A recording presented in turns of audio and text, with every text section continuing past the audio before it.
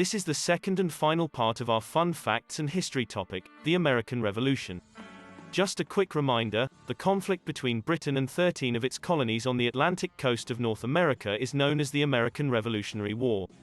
The main monumental figures in this conflict were George Washington, the general who was appointed to lead the Continental Army made up of the 13 colonies of North America, and William Howe, the Commander-in-Chief and Peace Commissioner of the British Army, who was appointed to crush the American Revolution, and bring the 13 colonies of the North Atlantic coast under full submission of the English monarchy.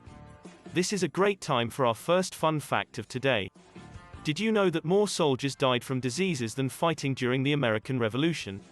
The deadliest disease at that time was smallpox. It was spread through contact. Many of the soldiers lived, fought, worked and traveled in close proximity with one another, and this led to the spread of smallpox on both sides of the warring parties. General John Burgoyne had captured Fort Ticonderoga on July 5, 1777, then pursued the fleeing Continental Army through the woods south of Lake Champlain rather than proceed to the upper Hudson Valley via Lake George. When he got to the Hudson, he found that his Indian and Hessian allies had turned New Yorkers against him. He was expecting to be welcomed with praise and support. Instead, he got opposition and despair. When the supplies and loyalists he expected never materialized, Burgoyne found himself trapped. The Northern Continental Army under Major General Horatio Gates, reinforced by militiamen from New England and New York, defeated Burgoyne at the battles of Saratoga between September 17 and October 5, 1777. On October 17, he signed a convention that allowed him to return to England but left his army prisoner. Saratoga cost the British over 6,000 casualties and captives.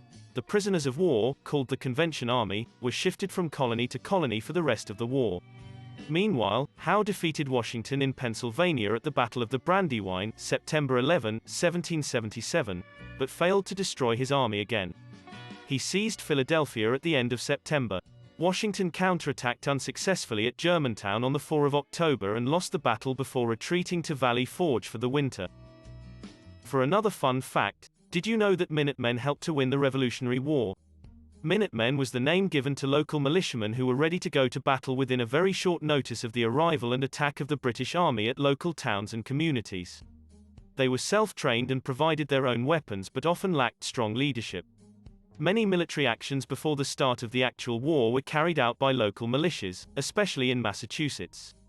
Thanks to Friedrich Wilhelm von Steuben, who improved the army's training during the winter, and Nathanael Greene, who reformed the supply system as quartermaster general, the Continentals emerged from Valley Forge tougher and better organized than ever. This dealt Howe's campaign very significant losses and a failure he could not recover from.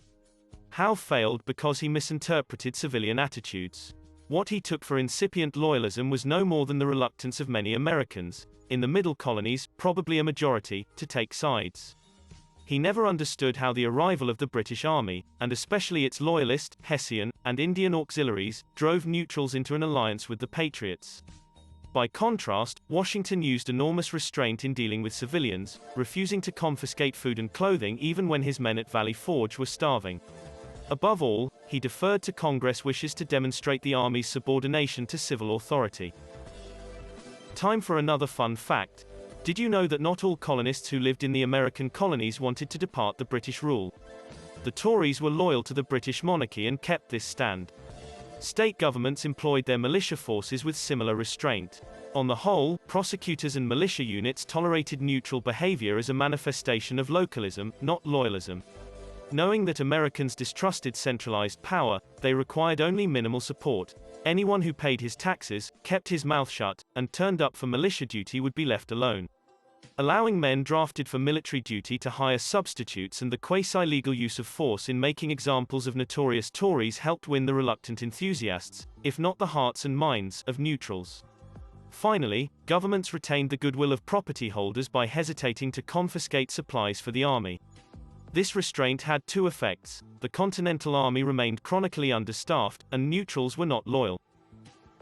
Howe's indecisive campaign and Burgoyne's spectacular defeat convinced the French, who previously had offered only covert aid, to enter into an open alliance with the United States. Congress had first sent delegates to Paris in 1776. Benjamin Franklin and his colleagues had raised money and publicized America's cause, but France's foreign minister, the Comte de Vergennes, had remained cautious. The events of 1777, however, changed his mind. On 17 December 1777, France recognized the United States diplomatically, and soon after that, it presented drafts of 2 treaties to the American commissioners. The first of these, the Treaty of Amity and Commerce, offered the United States preferential trading privileges in France. The second, the Treaty of Alliance, was to take effect at the beginning of hostilities between France and Britain. It promised that France would not press any further claims to Canada and would refrain from negotiating peace with Britain on any grounds other than American independence. It also guaranteed the United States to take back any territories French troops might conquer in North America during the war. Signed on 6 February 1778, both treaties were ratified in Congress on 4 May 1778. Hoping to nullify the alliance, the British ministry dispatched the Earl of Carlisle to negotiate with Congress. The Carlisle Commission could promise anything short of independence, but Congress would settle for no less. While Carlisle made overtures until November 1778 and military activity in North America reached a standstill, naval warfare broke out between France and Britain. War in Europe transformed a colonial fight for independence into a more significant, ultimately worldwide, struggle that the British could not win. Another fact, did you know that the revolution may have resulted in up to 100,000 fatalities? Based on various estimates, 7,000 Americans lost their lives, alongside 10,000 Frenchmen and 5,000 Spaniard troopers. On the opposing side, 6,000 British soldiers lost their lives, alongside 1,800 German troopers in direct combat. However, numerous other soldiers on both sides died from exposure to smallpox, injuries sustained at battle and other ailments. From June 1778 onward, the British had to defend the home islands against invasion, protect Gibraltar, shield the valuables, and prevent attacks on the vulnerable West Indian sugar islands, especially Jamaica. It meant that Howe's successor, General Henry Clinton, would have fewer men and more significant logistical problems than ever, and that he could no longer assume the Royal Navy's superiority in American waters. His response, a new strategy, reflected these unique new circumstances and his estimate of American social conditions. Articles of Confederation ratified. On 11 June 1776, Congress appointed a committee to prepare a plan of confederation. John Dickinson reported a draft of the Articles of Confederation that would, in the opinion of many delegates, create too strong a central government. Many of the most influential revolutionary leaders feared power, especially political power concentrated in the hands of a relative few. They, therefore, desired the diffusion of political power as much as possible, confined to the states where government officials might be more responsive to the citizens. On 15 November 1777, after a long debate and many amendments, Congress adopted the Articles of Confederation and referred them to the states for ratification. Not until the 1st of March 1781 was the Articles formally ratified, and the United States, at last, had a constitutional union. Another fun fact: the Declaration of Independence, which proclaims independence from British rule, never mentions the word independence in it and was initially called the Unanimous Declaration of the 13 United States of America. British defeat at Yorktown. Cornwallis, the British general, had marched his army into the Virginia port town earlier that summer, expecting to meet British ships sent from New York.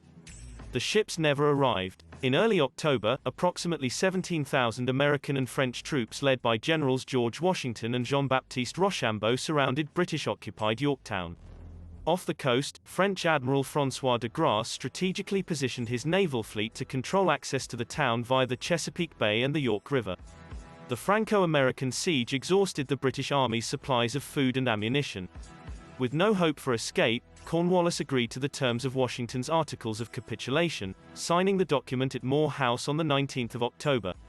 On 19 October 1781, British General Charles Cornwallis surrendered his army of some 8,000 men to General George Washington at Yorktown, giving up any chance of winning the Revolutionary War.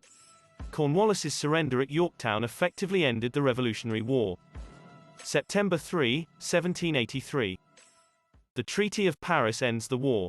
After the British defeat at Yorktown, the land battles in America largely died out, but the fighting continued at sea, chiefly between the British, America's European allies, including Spain and the Netherlands. The military verdict in North America was reflected in the preliminary Anglo-American Peace Treaty of 1782, including the Treaty of Paris of 1783. By its terms, Britain recognized the independence of the United States with generous boundaries, including the Mississippi River on the west. Britain retained Canada but ceded East and West Florida to Spain. In many ways, the American Revolution was an experiment that overthrew the rule of a foreign power, an experiment that defeated the world's most powerful military, and an experiment that laid the groundwork for a nation attempting to create itself. The battle fought all those years ago continues to echo in the hearts and minds of Americans to this very day. This concludes our edition of the American Revolution. Please like, share, subscribe and comment on our video as it would greatly help us to boost our channel with the YouTube algorithm. Thank you.